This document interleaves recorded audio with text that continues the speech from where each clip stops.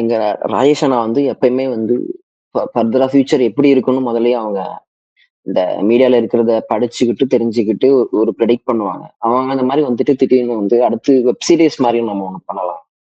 Mini series மாதிரி ஒண்ணு பண்ணலாம் அப்படின்னு ம். சொல்லிட்டு 2018 எண்டுல முடிய போகுது 2-3 மாசத்துல. அப்போ வந்து டிஸ்கஷன் வச்சு இந்த மாதிரி நம்ம ஸ்கூல் வச்சு பண்ணலாம் அப்படின்னு சொல்லிட்டு டிஸ்கஸ் பண்ணோம்.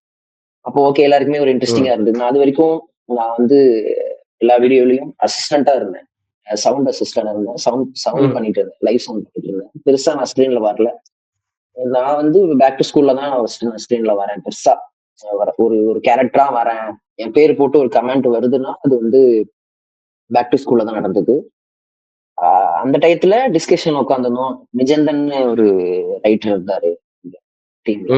அவர் தான் அது ஃபர்ஸ்ட் சீசன் 1க்கு ரைட்டிங் டிஸ்கஷன் இருக்கும். எங்க டிஸ்கஷன் எப்படின்னா எல்லாத்தோட அனுபவங்கள் வந்து ஷேர் பண்ணுவோம். அது வந்து நல்ல இன்ட்ரெஸ்டிங்கான ஐடியாஸ் எடுத்து அதை ஸ்கிரீன் பிளே பண்ணுவாங்க. இந்த மாதிரி இருக்கும். டைலாக்ஸ் ஸ்கிரிப்ட்ல 80% இருக்கும். 90% ஆன் ஸ்பாட்லயும் நிறைய வரும். அது அது அந்த டீம் அப்படி ப்ரோ. அந்த செட் வந்து அப்படி ப்ரோ. அது வந்து எப்படி சொல்றது, எந்த எந்த விதத்திலுமே இது ஒரு இடத்துல கூட டவுன் ஒண்ணு ஆகாது. கண்ட்ரோல் தான் பண்ணுவாங்க ராஜேஷ். இது போதும்டா, இதுக்கு மேல இது போதும்டா, இது போதும்டா கண்ட்ரோல் தான்